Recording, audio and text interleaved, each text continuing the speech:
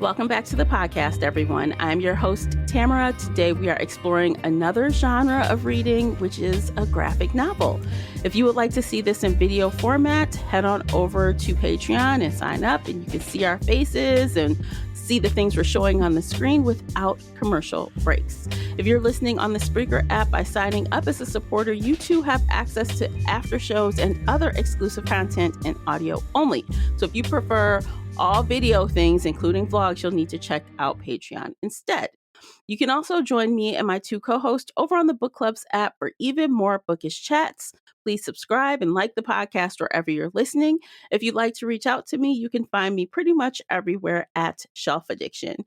Joining me today is feature co-host Casey from Heart Full of Ink. Welcome back, Casey. Hello. I'm so excited to be here. Yes, as always, tell everyone where they can find you online. You can find me on Facebook at Heart Full of Ink, on Instagram at Casey_Heartful of Ink, or at my website, heartfulofink.com. Okay, so before we get started, we, of course, want to remind you that with all book chats, we talk full spoilers, so you've been warned. And in this case, because we are talking about a world that we are very familiar with, you should expect spoilers for every book. Anything could come up. So if you are not caught up, it's not our fault. We told you. Warning you now, everything is fair game. Today, we are talking about Moon Called, the graphic novel, Volume 1, Issues 1 through 4. The original work was written by Patricia Briggs, adapted by David Lawrence, illustrated by Amelia Wu and Zach Matheny, published March 1st, 2011 by Dynamite Entertainment, and this is also available in Kindle format. The volume is 128 pages. Casey, would you kindly read the synopsis? Mercy Thompson inhabits two worlds without truly belonging to either. To the human inhabitants of the Tri-Cities, she's an oddity, a fiercely independent woman who repairs cars for a living. To the town's darker residents, werewolves, vampires, and fae, she's a walker, a last-of-her-kind magical being with the power to become a coyote. Mercy warily straddles the fine line dividing our everyday world from the darker dimension, until a boy, mauled by vicious werewolves and running for his life, appears at her door. Now her two worlds are about to collide. Outnumbered and outmuscled, can Mercy possibly save the boy, or even herself? Okay, so first, earlier this year we did graphic audio. That was your first experience. This is my first experience with a graphic novel. So we chose to do this one because it was something we were familiar with. And okay, so let me just say high level. I liked it. High level, I liked it. Good. It took me quite a bit to get into it, like maybe 25 pages, because I had to really stretch myself and kind of read it differently. And honestly, what helped me was my husband. He reads a lot of comics. So I was complaining about the lack of words, as one does with a graphic novel. And he's like, but it's the pictures tell you the story instead of the words. Like the words are there, but all the little things that you think you need are in the pictures. I said, okay, let me refocus, right? So I did. I kind of took a step back. And I was trying to read it with the words, but looking at the pictures. And I did kind of investigate all the pictures, which helped. Yeah. Oh, yeah. But I also liked that it was super fast. I did this in like an hour, an hour and a half, maybe. Yeah, it's short. It's a very fast read, especially because we know Moon Called the book so well. So we know what's going on. And that helped me also. Yeah. Because, okay, so let's just first thing, cover art. I love the cover art. It's very beautiful. And then I was curious because Kevin was like, where did you get this graphic novel? He's like, why are you reading this? Because, I never have them. So I was explaining to him the story. And then I went and got the regular book. And I was like, oh, you know what? They're not too far off. Like, they're in the wheelhouse. Yeah. Mercy looks like somewhat similar. Somewhat similar until you get inside. And then her hair color changes and I nitpick. I'm so sorry. I nitpick. Yeah, her hair looks very brown. Yeah, it's like almost blonde in some scenes. And I'm like, she has black hair. Like, yeah, her hair changes completely. this. Yeah. Who did she dye her hair? What is this? It's so You different know, from the front cover. it is very different, but the front cover, it's darkness Yeah. in here. And a lot. Okay, so one of the critiques I have is this yellowing of all of the scenes. The yellowing of the scenes doesn't help. And most of the pages look like that. Yeah.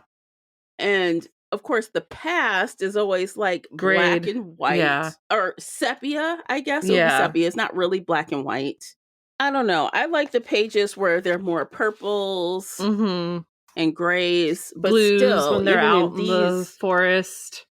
yeah, her hair looks a little darker in these ones. But it's still like a It's still not reddish black. blonde almost at times. And I'm like, that's... Can you not Yeah, keep like her this hair one. color She's in the straight? forest Yeah. and it's snowing. Her hair is very much red. Yeah. Or brown. Yeah, like... I don't know. It's strange. They give Those things are Charles black strange. hair and his hair stays black the whole time. So, okay. So you guys can't see these photos we're showing if you're listening, but we're flipping through this graphic novel. And one thing that kind of threw me is I get to this page and there's this picture and we haven't been introduced to him yet in the novel. No. And I'm like, is this supposed to be Sam or Charles? But I think it's Charles. It's Charles because you see Sam in a little bit and who is this Sam? Like, what the hell? So we get this huge full page photo of him before we even meet him in the book. And that's why I'm like, why are they putting this here? We don't even know who he is yet, supposedly. I think it's supposed to be the cover. So like each chapter has a new cover and that was kind of the cover for this. No, I this think. is the cover. This was on the back of the cover because this says on the front, issue 3 cover. Oh, and then behind it, it has Charles. And like each issue does have its own cover, which is interesting. You hear me flipping pages. Sorry, guys. So this first one, issue 1 cover by Brett Booth. So he's someone else that did some art. I guess they're just showing you a character because for issue 2, we have Mercy here. But then you flip the page and it's, what's his name? Mac. Yeah. Mac. Yeah. Because, issue 2 cover is Mercy, which it tells us, and then it's Mac on the back. But we met him, so that makes sense. Yeah. Strange. I don't know. So, is this normal? Is this usual for... I read a handful, and by a handful, I mean like maybe 3 a year, so I'm not an expert by any means. And I don't remember this happening in any other book. I think this was a stylistic choice. I could be way more common, and I just don't know. But yeah, it was weird to bring up Charles before we meet him. Yeah, it's weird. Because as a person, now what I would have liked to know, if someone has read this and liked it without knowing the story. Probably.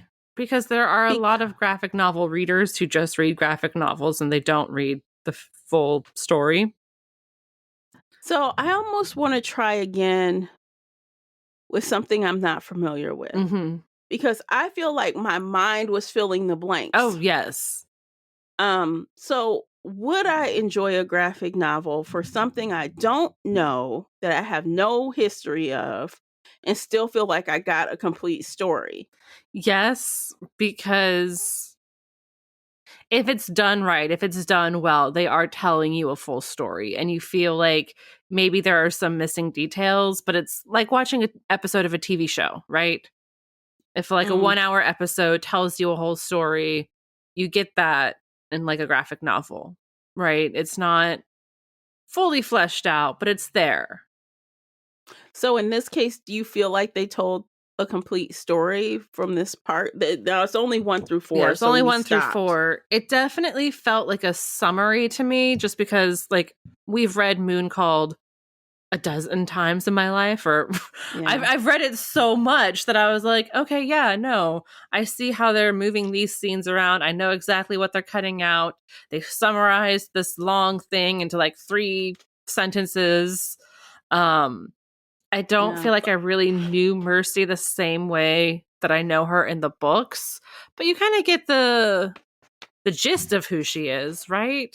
Like, even the beginning, when they open with the Grey Lords, I'm like, the fuck? Why is this at the beginning? I'm confused. Yeah, I'm like, that what was is just happening? a, like, random, why is this here? Here's some Fae stuff going on. And then it switches. Mm-hmm. It's very strange. So you get the Grey Lord page, and then it switches, and then we're instantly at the part, where she's helping Mac, and the guys are outside trying to grab him. And then we go back into time. I'm like, wait, why is this starting here? And then it goes back. Yeah, no, it was confusing, but I think they did that to start with the Fae to be like, hey, there's magic in this world, and then didn't really flesh that out. And then they started with the attack to be like, hey, this is going to be so exciting. It's excitement. Mm-hmm. There's action and violence coming. Whereas, if they start with the way the book starts, standing in the garage, working on the car, Max shows up, it's a very slow start. So they did the action to hook you in, but it was, I don't know. That makes sense. Like I said, after the first part was a rough start. Mm-hmm. It was. And I also don't like that these pages aren't numbered. No. So I can't tell how many pages. So I had to guess because they're not. Yes. So, but I think that first part, I was kind of unclear about what the narrator or author was trying to do. I'm like, why is it in this order? Mm-hmm. Why does it look like this? I was like distracted by the little things that I probably shouldn't have been distracted by. And so I was able to kind of refocus. Yeah, no, I was nitpicking the tiniest details, and I was even driving myself crazy at one point because, okay, so Mercy's a mechanic, and she constantly, like, even in book 8, book 9, she's always talking about how her fingers are stained black and she's always scrubbing them with the super soap. And, then there's a panel in here where she's reaching for a phone and her nails are nice and pretty and pink and they're actually kind of long. So they look like maybe fake nails. And I was just like, and the Mercy fuck is would this? never wear fake nails. Never, ever. And like, I was like, are they trying to pink okay, so fake here we go. nails? That's Mercy's hand. Oh my gosh, you know what? You're right. That's Mercy's hand. And I'm like, are they trying to show that she has claws? But those aren't claws. Those are human fingernails. Like, those aren't her coyote claws. Those are human fingernails. They're long and they're pretty and they're pink. And her fingers are not stained black. And that just driving me crazy. And I was like, I need to let this go. They should be short and straight. Yeah, like, straight cut across, like people who play piano or something. Yeah, somebody who works with their hands fixing cars is not going to have pretty nails like this because those nails will break every 2 seconds. Like, this is something she complains about constantly through the books. Yeah, and then just to have those pretty pink fingernails, I was like, this is driving me crazy. I need to walk away for a minute. That's fair. And the skin tones are kind of weird, but like you said, it could have just been the yellow shading, but it was weird. Her hair was constantly different. Her fingernails are different. Her hairstyle, it looks like she has the biggest, fakest boobs ever that don't move. They're always like so perky. And I don't like, she's got this lipstick on with a bunch of, like, looks like eyeshadow or something. Oh yeah, she's so pretty. Always wearing makeup. Has like the winged eyeliner at one point. Yeah, the gloss on her lips. I'm like, ew. That's not Mercy. That's not exactly right. Yeah, there are some things that aren't right with Mercy's character. Like people, but if the author, Patricia Briggs, was involved with this project, right? She is involved with it, but I don't know how much she really had at the end of the day, like how much say she had at the end of the day, because they changed a lot. Adam looked like a weird mafia dude. Yeah, he did. He looked like a gangster. Yeah. I'm like, what the hell? That is not how Adam looks. No. No, it wasn't cute at all. I think Samuel like doesn't even have a neck. He just has massive muscles and a short little stump between his head and his shoulders.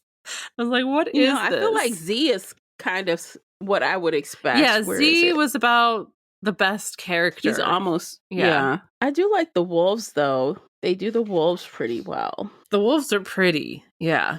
She gets out there and what's her face tries to catch her. Leah. So rude. Leia's a rude ass. And it's funny. I still, even knowing Leia's story now that we're so far, I still be like, this hoe. This bitch. Exactly. Just because you have a tragic backstory doesn't excuse all the bullshit. I know. You're still awful. You are. Still Mercy was a awful. child. You didn't need to be a bitch to her. I know. Like, oh my gosh, like everyone looks so bad. Like, this is Samuel right here, right? With this short hair. And you said he had no neck. No fucking neck. Look at that. Look at that little stump. What a mess. That's like his shoulder muscles are just moving his head around. Why do they look like this? I don't know. Yeah, you didn't get the character depth and development. Like, they had their moment where Mercy apologized for leaving, but that didn't really have any sort of impact on me as a reader because I don't know their history at this point. And, in the book, that's 100 pages in. We know Mercy so well. She's talked about her relationship with Sam and Bran and all of this. Like, we've gotten so much more detail in the book. Whereas here we're like, oh, yeah, she was here and now she left and now she's back and now she's apologizing. But yeah, I'm like, why are you? Yeah. Like, it didn't make sense. And I think that was part of the problem with this book was that they were just summarizing instead of telling a story. Like, if they were just telling their own story, they could have gone more detail. So it feels like maybe they knew they would only have so much allowed to them as far as space and like issues or whatever. So they tried to cram everything they could as quickly, but just touching on things, right? Yeah. Not really expanding on anything. It's like the Cliff Notes version. Although they did expand a lot on Mac, they focused a lot on Mac. Even at the end, there was a special, little a whole lot of story for him. Yeah, like we get a whole backstory. It was only a couple pages, but it was pretty fleshed out. I mean, it was the night he got assaulted, basically. Yeah, it was a bonus chapter. I don't know. They spent a lot of time kind of trying to develop Mac, I think. Even though he died. Yeah. I don't know. Like, I even looked at the second one because I have the second volume here. And I almost started, but I was really busy. In the back, they have a lot more drawings of not actors, of other characters. And then in the back, again, they have another bonus chapter. And I think the bonus chapter is also about Mac, I think. Really? I think. Oh, there's another last call afterward by the Is this a bonus? Let me look. There it is. Bonus chapter. Yeah. The wolves, fangs, and claw right at me. I fight, but there's too many. Yeah, this is Mac. I thought it was. The beast within is while he's caged up. Oh, geez. And then he kind of turns. Yeah, it's about Mac. So even in the second book, they continue Mac's story. He shouldn't be in the second volume at all. Yeah, no, he died halfway through this book. And you're not going to believe this. So in the end of the first book, you know how they send Charles, his enforcer off to go investigate that pack because we've heard other shit about that pack. But in this one, he meets Anna. Oh, that's why they brought him in. What have they done to you? Who are you? My name's Anna. It's going to be hard to explain what's happening, but I'll try. I think Anna actually met him. Yeah, she did. I mean, off page, we never saw it, but we hear about it. So I guess that is what this is. So she meets Anna. And of course, Anna is from the Alpha and Omega. So if you guys aren't familiar with those, spoiler, spoiled.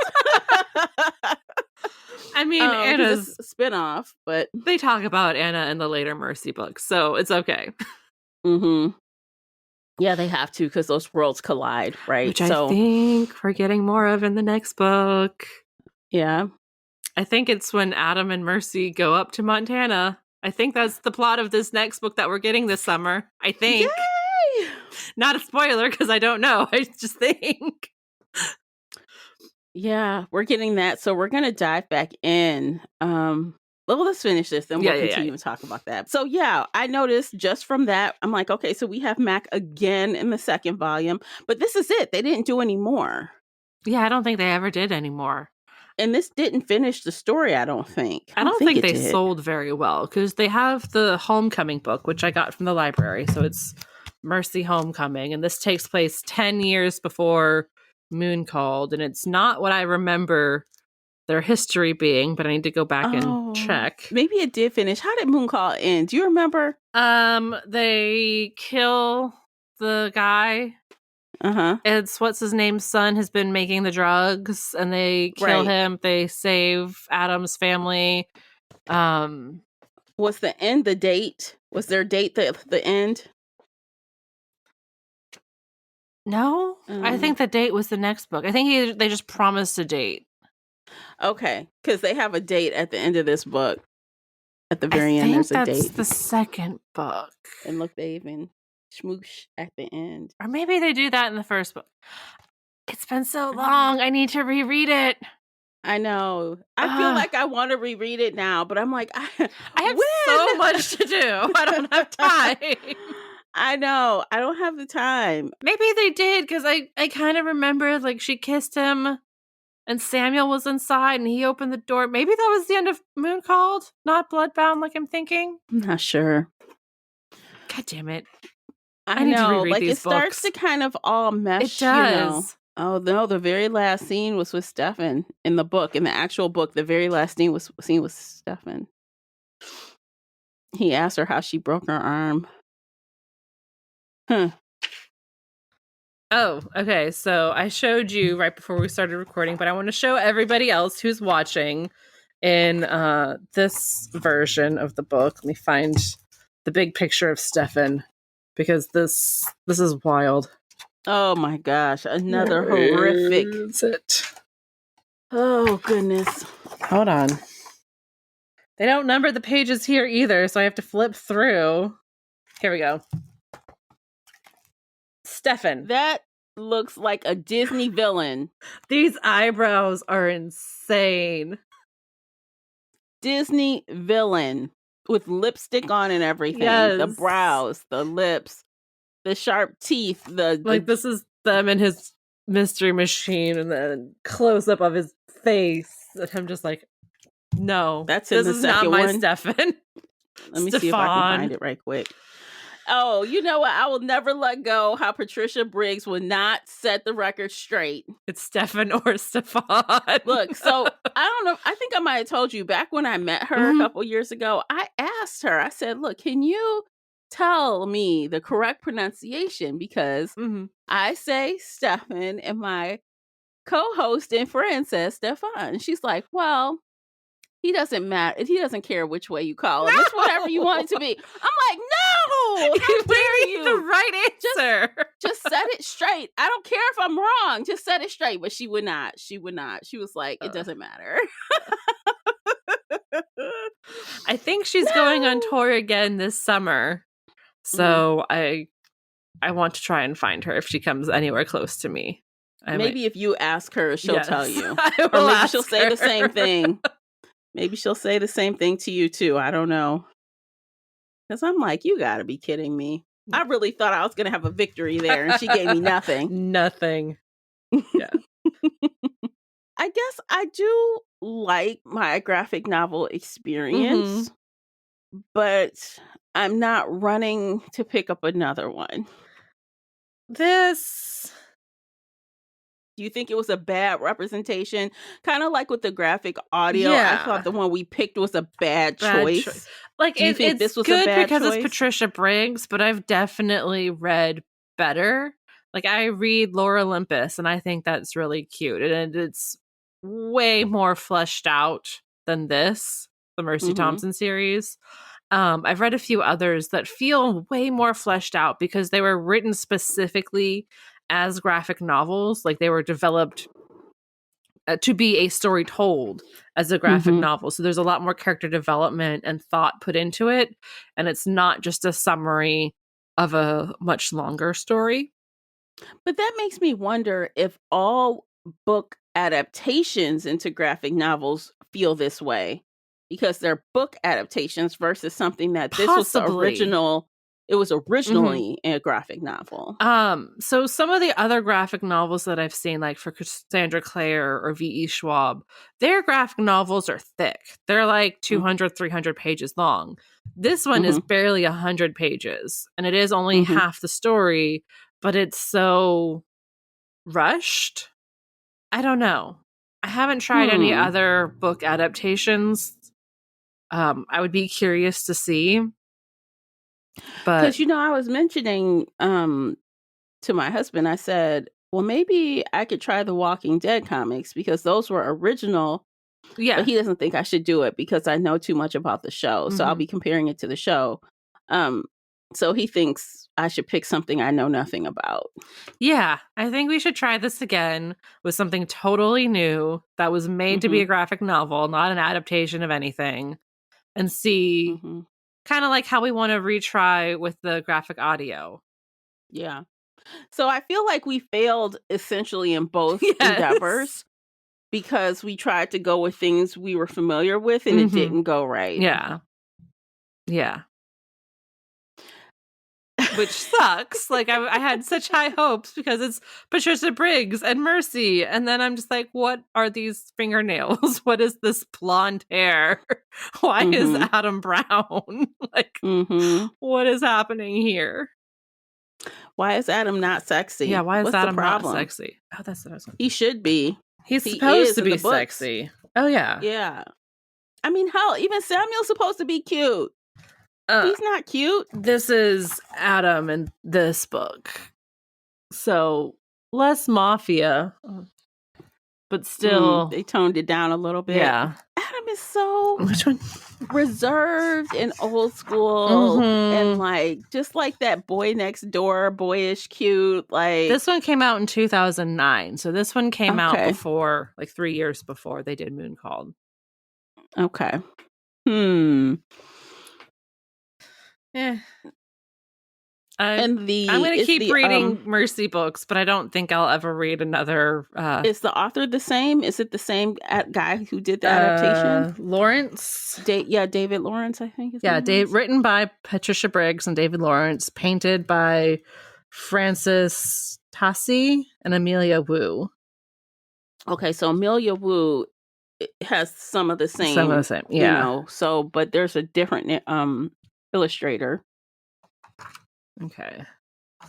Yeah. No, like here are wolves. They did a great job with the werewolves.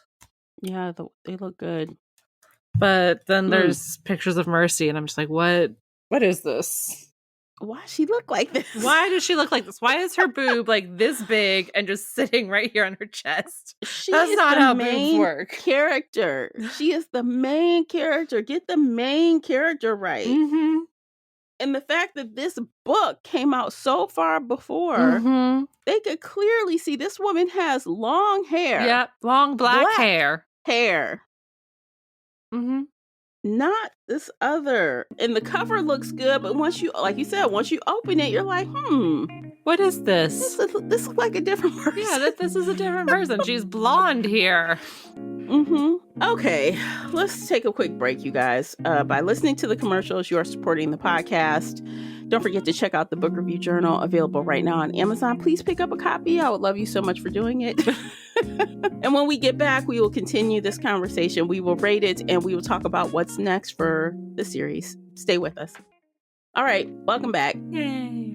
Do you have a bunch of more things to cover, or should we just... I mean, I can nitpick it, but I don't want to nitpick it. I don't want to either. I mean, honestly, I feel like he did okay with the story overall. Yes.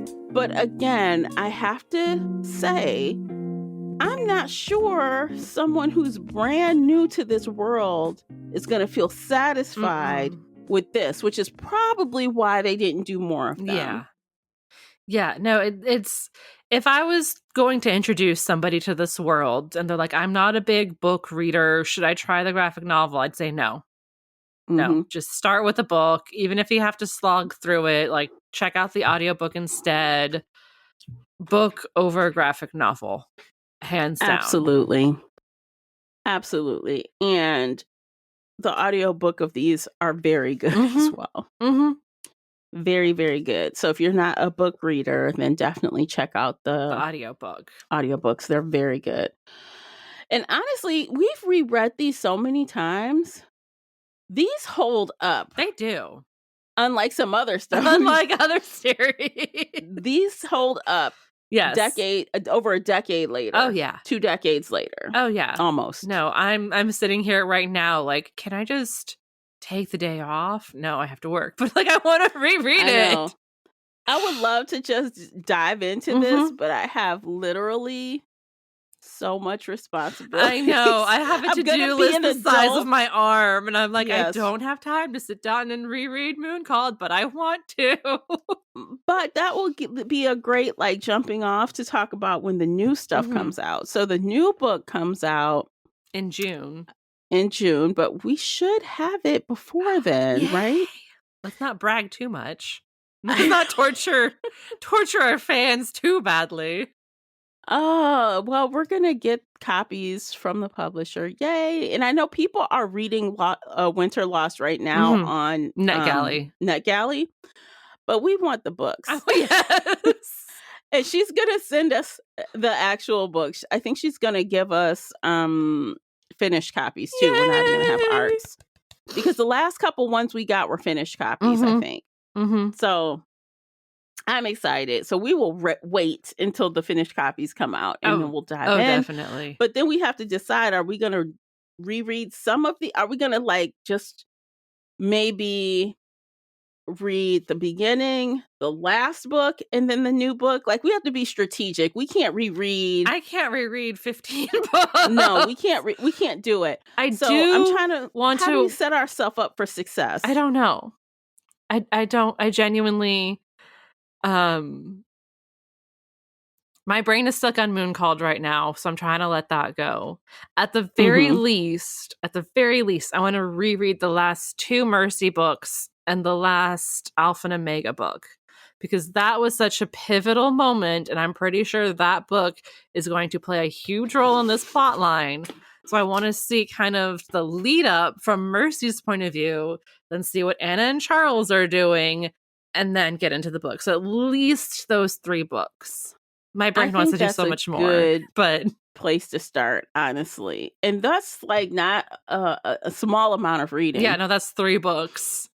I don't know. Maybe I'll do some like live reading sessions for Patreon people, and I don't know. Ooh, we could do fun. Yeah, we could do some reading sessions and just chit chat. I don't know. Maybe. Patricia Briggs fans, yes, if you are listening and you want this, come on over to Patreon and send me a message on Patreon. Tell us what books do you want us to reread, or what you think we should reread. Should we do more than 3? I don't know if we have time for that, but honestly, I don't have time. I probably won't be able to read much of anything until we're actually in the month of May, probably the second week of May. Same. And then by that time, hopefully my school will be almost done and I could just pound out some books real fast, because these are fast reads. They are fast reads, and we've read them before, so we kind of know what's coming. We know what's going on, but I just want that refresher, because a lot of shit has gone down in the Tri-Cities over the last several books. It has, and it's almost to the point where I almost want someone to make me a chart. Yes. If I had time, I would do it. And I'm sure the wiki page is a great resource, but it's definitely not as fun as having a diagram with a flow chart line on the bottom and who knows who and who got with who back in the day that resulted in this. And now we have And who turned evil, and why are they evil, and what's going on? Exactly. And is this person Mm-hmm. actually evil? Or are they just faking being evil? Because Uh-huh. that's possibly what's going on with one character. Yeah. And yes, we probably won't get much of that in this book if No. what I think is happening. But that's a whole like new realm of bullshit that's going to go down. Oh, they'll come back. Briggs will come back around to it. Oh, definitely. Oh, Trust, yeah. she'll come back. Oh, she will. Mhm. But I think we're moving away from him and going into the Fae world and dealing with the scary Fae stuff that's been going on. And Anna and Charles have been dealing with a lot of this.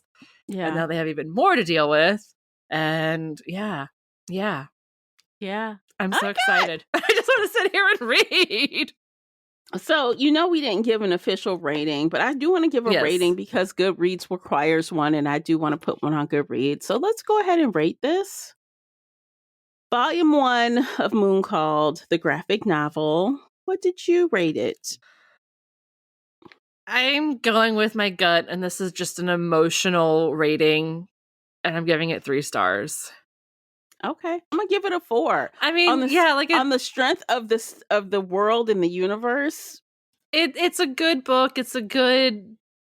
I'm caught up on these little details that are annoying me so much, and so it's just that visceral. Like I can't get past this, and this is absolutely a me thing. Yeah, but I don't know. It's not bad. I'm annoyed. Like I liked so much about it. Like I liked the experience overall. Mm-hmm. Like I said, the experience was great. Yeah. Oh yeah. But yes, lots to nitpick. So lots much of to things nitpick, wrong. and I want to shut my brain off, but I can't. I have a little bit of problem with even how the storytelling goes a little bit, but yeah. But because we know the world so much, that kind of helped me. Mm-hmm. Understand everything. I mean, yes, I understood the story. I can see the storytelling and all that good stuff, but just like on a emotional, personal level, it just didn't hit for me. Yeah. Kind of the way the Alona Andrews graphic audio didn't hit for you. That's how I'm feeling here. Love Patricia Briggs, love Moon Called. We'll keep reading and supporting and all the good stuff, but just no thank you. I'm walking away from graphic novels from her. Yeah. Well, I guess by David Lawrence. Yeah. You don't like David Lawrence's style because, he's the one, after reading his little afterword at the back of the book. I didn't read that. I did read it. He kind of talks about it was hard to kind of find the balance of what to tell and what not to tell, and talking about how, and it's true, at the beginning of the book, we get this whole world building, right? We get a lot of world building. And Walla Walla for 2 sentences, and then it's nope. Yeah, and that's not what, he says, quote, but it's not what this medium is built for. Like lots of good heavy dialogue, lots of that. That's not what this does. Yeah. So it's like you really have to be in a different mindset to enjoy it properly, I think. Yeah. I think it's kind of like a right brain, left brain thing. I think so. I think so. Yeah. So while I did again, I'm not trying to run out and read another one right away. Definitely not with this. I think I will finish it because I bought it, but I don't know when. When you have a free hour. I do want to try. And I do want to try another graphic novel, but like you said, it will be something neither one of us knows. It's going to be something that the intention was to be a graphic novel to start with. Yeah. And I can be able to say better from there. Yeah. Yeah. Well, now it's got me wanting to dive back into all of these books right now. Same. I'm so excited for the next book.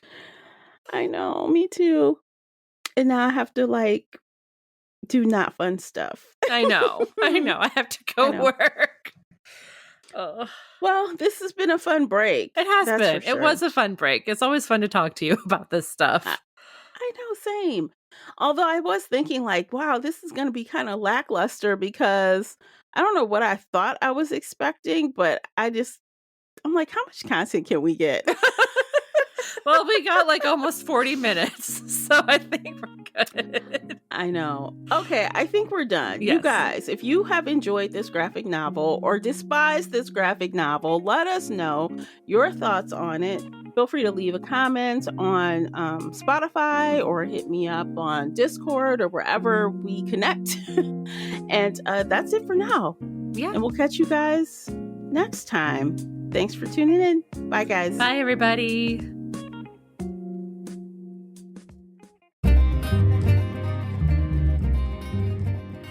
Did you enjoy today's episode? If so, please head over to Apple Podcast or Spotify and leave a positive 5-star review.